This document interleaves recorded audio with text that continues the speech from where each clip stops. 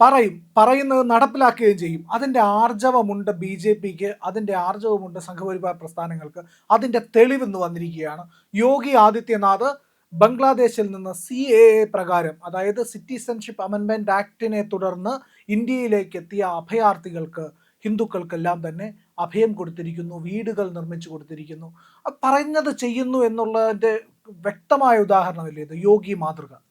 331 കുടുംബങ്ങളെ ബംഗ്ലാദേശിൽ നിന്നും ഓടിച്ചു വിട്ട കുടുംബങ്ങൾക്കാണ് അവർക്ക് നിലവും അതുപോലെ വീട് പണിത് കൊടുക്കാനായിട്ട് പോകുന്നു. അവരുടെ ഭൂമി അവർക്ക് ഇനിയും പരമ്പരാഗതമായി അവർക്ക് ഉടമസ്ഥ അവകാശം ലഭിക്കും.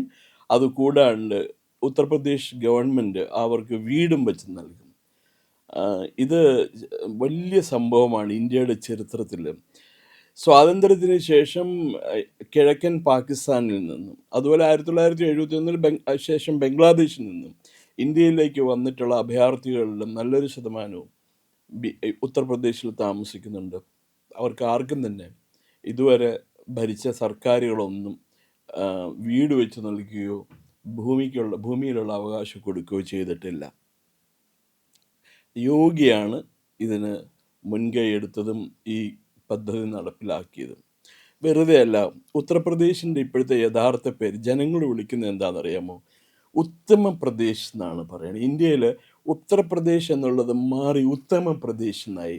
യോഗി വരണ സമയത്ത് കൂടി ഈ ഉത്തർപ്രദേശ് എന്ന് പറയുന്നത് ബീമാരു സംസ്ഥാനങ്ങളിൽ ഒന്നായിരുന്നു.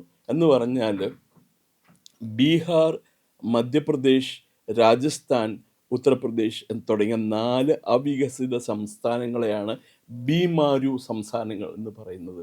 ബീമാരു എന്ന് പറഞ്ഞാൽ അസുഖബാധിത സംസ്ഥാനങ്ങൾ എന്നായിരുന്നു അർത്ഥം.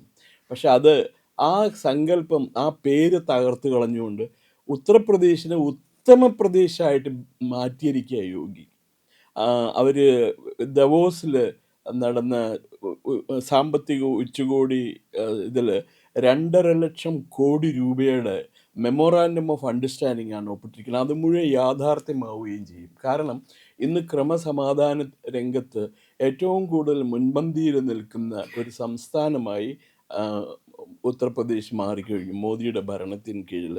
ഞാനിത് മോദിയുടെ പബ്ലിക് റിലേഷൻസ് വർക്കിൻ്റെ ഭാഗമായിട്ടൊന്നും പറയണമെന്നല്ല, ഞാനവിടെ പോയിട്ടില്ല. പക്ഷേ ഉത്തർപ്രദേശിൽ പോയിട്ട് വരുന്നവരും ഉത്തർപ്രദേശിലുള്ള എൻ്റെ സുഹൃത്തുക്കളുമായിട്ട് സംവദിച്ചതിലൂടെ എനിക്ക് കിട്ടിയ അറിവാണ് ഞാനീ പറഞ്ഞത്. അവർക്കാർക്കും BJPയോടോ അതല്ലെങ്കിൽ യോഗി ആദിത്യനാഥിനോടോ പ്രത്യേകിച്ച് സ്നേഹമോ ബഹുമാനമോ ഒന്നും ഇല്ലാത്ത ആൾക്കാരാണ്.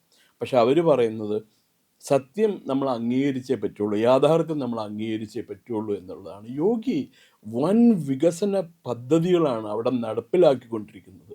8 വരി പാതകളും മറ്റുമാണ് പണിയുന്നത്. കാനഡയിലും അമേരിക്കയിലും മറ്റുമുള്ള ഹൈവേയെ വെല്ലുന്ന റോഡുകൾ യഥാർത്ഥത്തിൽ പണി കഴിപ്പിച്ചിരിക്കുന്നത് ഉത്തർപ്രദേശിലാണ്.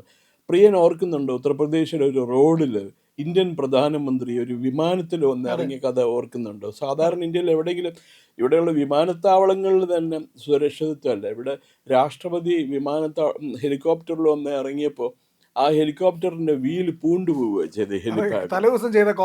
അതെ, അങ്ങനെയുള്ള സ്ഥലത്താണ്, അങ്ങനെയുള്ള ഈ രാജ്യത്ത് റോഡുകളിലും ഇന്ത്യൻ വ്യോമസേനയുടെ വിമാനം ഇറക്കാൻ സാധിക്കും എന്ന് ധൈര്യപൂർവ്വം കാണിച്ചു കൊടുത്തൊരു വ്യക്തിയാണ് നരേന്ദ്രമോദി. അതിന് വഴിവെച്ചത് യോഗി ആദിത്യനാഥ് നടപ്പിലാക്കിക്കൊണ്ടിരിക്കുന്ന ഇൻഫ്രാസ്ട്രക്ചർ പദ്ധതികളാണ്. ഇപ്പോൾ UPയിലൊക്കെ വൈദ്യുതി വിതരണം വളരെ പരിതാപകരമായിരുന്നു. വൈദ്യുതി വിതരണമൊക്കെ ഇപ്പോൾ യോഗി അധികാരത്തിൽ വന്നതിന് ശേഷം ഒരു വൻ വിപ്ലവമാണ് ഈ വൈദ്യുതി ജനറേഷൻ ആൻഡ് ഡിസ്ട്രിബ്യൂഷൻ ഈ മേഖലയിൽ നടന്നിരിക്കുന്നത്. ഇന്ന് ഉത്തർപ്രദേശിൽ പറയത്തക്കതായിട്ടുള്ള പവർ കട്ടോ ലോഡ് ഷെഡിങ്ങോ ഒന്നുമില്ല. വ്യവസായികൾ മുഴുവൻ ക്യൂ നിൽക്കുകയാണ് ഉത്തർപ്രദേശിൽ ബിസിനസ് സംരംഭങ്ങൾ ആരംഭിക്കാൻ വേണ്ടിയിട്ട്. എന്തിനു പറയുന്നു, നമ്മുടെ കേരളത്തിൽ നിന്നും യൂസഫ് അലി പോയി അവിടെ പോയി വ്യവസായം ആരംഭിച്ചിരിക്കുന്നു, അവിടെ പോയി വലിയ സൂപ്പർ മാർക്കറ്റ് ആരംഭിച്ചിരിക്കുന്നു. ഈ സൂപ്പർ മാർക്കറ്റിൻ്റെ ഉദ്ഘാടനം കാണാൻ വേണ്ടിയിട്ട് അന്നത്തെ MP ആയിരുന്ന TN പ്രതാപൻ വരെ പോയി എന്നുള്ളതാണ്. ആ കെയർ ഓഫിൽ അദ്ദേഹം പോയി നരേന്ദ്രമോദിയായിട്ട് നമസ്കാരവും പറഞ്ഞിട്ടുണ്ട്. കാരണം എപ്പോഴെങ്കിലും തിരിച്ച് BJPയിലേക്ക് ചെല്ലാനായിട്ട് ഒരു ഇതാണെങ്കിൽ പറയാമല്ലോ, ഞാൻ സാറിനെ UP-യിൽ വെച്ചിട്ട് കണ്ടിട്ടുണ്ടെന്നൊക്കെ പറയാമല്ലോ. കാര്യം പാർലമെൻറ്റിൽ അദ്ദേഹം പ്രധാനമന്ത്രിക്ക് നേരെ കൈ ചൂണ്ടി സംസാരിച്ചു എന്നാണ് ഇവിടെ ഒന്ന് പറയുന്നത്. അതാ കൈ ചൂണ്ടി സംസാരിച്ച് ഞാൻ നിൽക്കുന്നത് ഇന്ത്യൻ പ്രധാനമന്ത്രിയാണെന്നെങ്ങാനും പറഞ്ഞിട്ടുണ്ടാവും. അതിനപ്പുറത്ത് പറയാൻ പ്രതാപനെ കൊണ്ട് കഴിയുന്ന എനിക്ക് തോന്നണില്ല. ഇത് ഒരു ഈ ഇച്ഛാശക്തി ഉണ്ടെങ്കിൽ, ഒരു നേതാവിന് ഇച്ഛാശക്തി ഉണ്ടെങ്കിൽ എന്തും സാധിക്കും. ഈ നാട് എന്നും എത്രയോ വർഷങ്ങൾക്ക് മുമ്പ് ഒരു വികസിത രാജ്യമായി മാറ്റാൻ പറ്റും. പക്ഷേ ഈ ഇന്ത്യ 2014 വരെ ഇന്ത്യയിൽ ഭരണം കൈയാളിയിരുന്ന രാജകുടുംബത്തിന് ഈ രാജ്യം എന്നൊരു ദരിദ്ര രാജ്യമായിട്ട് അവശേഷിക്കണമെന്നും നമ്മളൊക്കെ ശുദ്ധ ദരിദ്രവാസികളും അവരുടെ അടിമവേലക്കാരുമായി അവശേഷിക്കണമെന്നായിരുന്നു ആഗ്രഹം. അതിനൊരു അപവാദം വന്നിരിക്കുന്നത് ഉത്തർപ്രദേശിൽ യോഗി ആദിത്യനാഥും അതുപോലെ ഗുജറാത്തിലെ മുഖ്യമന്ത്രിയായിരുന്ന സമയത്ത് നരേന്ദ്രമോദിയും ആരംഭിച്ച വികസന പ്രവർത്തനങ്ങളാണ്. അതെല്ലാം അത് ഫ്രൂട്ടിഫൈ ചെയ്യുന്ന കാഴ്ചകളാണ് നമ്മൾ കണ്ടുകൊണ്ടിരിക്കുന്നത്. എന്തിനു പറയുന്നു, ഹിന്ദി ഫിലിം ലോകം ഉത്തർപ്രദേശിലാണ് ഫിലിം ഷൂട്ടിങ്ങിന് പോകുന്നത്. ബോംബെയിലെ മായാനഗരിയൊക്കെ വിട്ട് അവർ ഉത്തർപ്രദേശിലാണ് ചലച്ചിത്ര നിർമ്മാണത്തിൽ. ഉത്തർപ്രദേശിന് ഇത് ഇങ്ങനെ ഒരു പൊട്ടൻഷ്യൽ ഉണ്ട് എന്ന് ഈ സിനിമാക്കാരെ കൺവിൻസ് ചെയ്യാൻ കഴിഞ്ഞതാണ് യോഗി ആദിത്യനാഥിൻ്റെ ഏറ്റവും വലിയ വിജയം. കർശനമായ നിയമ ഇംപ്ലമെൻറ്റേഷൻ, ലോ ആൻഡ് ഓർഡർ ഇംപ്ലമെൻറ്റേഷൻ പ്രവർത്തനമാണ് അവിടെ നടക്കുന്നത്. അത് ഗുണ്ട തലവന്മാരും മാഫിയ തലവന്മാർ ആരാണെങ്കിൽ കൂടി, അവർ മുസ്ലിം ആയിക്കോട്ടെ, ഹിന്ദു ആയിക്കോട്ടെ, ബ്രാഹ്മണനായിക്കോട്ടെ, ക്ഷത്രിയനായിക്കോട്ടെ, അവർക്ക് ഗവൺമെൻറ് പറയുന്ന രീതി അനുസരിച്ച് പ്രവർത്തിച്ചിട്ടില്ലെങ്കിൽ അവരെ ഷൂട്ട് ഡൗൺ ചെയ്തേക്കാനാണ് പറഞ്ഞിരിക്കുന്നത് ഗവൺമെൻറ് കൊടുത്തിരിക്കുന്നത്. ഓർമ്മയിലെ വിനോദ് ദുബെ എന്ന് പറഞ്ഞ്, വികാസ് ദുബെ എന്ന് പറയുന്ന ഒരു മാഫിയ തലവൻ 8 പോലീസുകാരായിട്ട് UP-യിൽ വെടിവെച്ചു വന്നു. അതിന് പകരം ഒരാഴ്ച കഴിഞ്ഞില്ല പോലീസുകാരനെ വികാസ് ദുബേനെ മധ്യപ്രദേശിൽ നിന്ന് പിടിച്ചുകൊണ്ടുവന്ന് ഉത്തർപ്രദേശിലേക്ക് ബോർഡറിൽ കയറ്റി ബോർഡർ ജില്ലയ്ക്കകത്തിട്ട് വെടിവെച്ചു വന്നു. ഇപ്പൊ അത് കാരണം ഇപ്പൊ അതിന് ശേഷം അവിടെ അധോലോക നായകന്മാരൊക്കെ അവിടുന്ന് വെളിയിൽ പോയി. നമ്മുടെ മുൻ ഉപരാഷ്ട്രപതി ഉണ്ടായിരുന്നല്ലോ ഹമീദ് അൻസാരി, അയാളുടെ മരുമകനെ വരെ വെടിവെച്ചു കൊന്നു. മുക്താർ അഹമ്മദ് അൻസാരി എന്ന് പറഞ്ഞിട്ട്. അയാള് ഉപരാഷ്ട്രപതിയുടെ മരുമകനാണെന്ന് അറിയുന്നത് അയാൾ ചത്തു കഴിഞ്ഞപ്പോഴാണ്, അയാളെ വെടിവെച്ച് കൊന്നു കഴിഞ്ഞപ്പോഴാണ് അറിയുന്നത്. ഇയാളൊക്കെയാണ് രാജ്യം ഭരിച്ചിരുന്നത്. ആ സ്ഥാനത്ത് നിന്ന് സത്യസന്ധനായ ഒരു വ്യക്തിയാണ് രാജ്യം ഭരിക്കുന്നത്. UP-യിൽ ഒരുപാട് വീഡിയോകൾ റീലായിട്ട് വരുന്നുണ്ട്. ആ റീലിൽ വരുന്നതെന്ന് പറഞ്ഞു കഴിഞ്ഞാൽ ഒരു സ്ത്രീയുടെ മാല പൊട്ടിച്ചുകൊണ്ട് പോയ 2 യുവാക്കളുടെ വീഡിയോ, CCTV ഫുട്ടേജാണ്.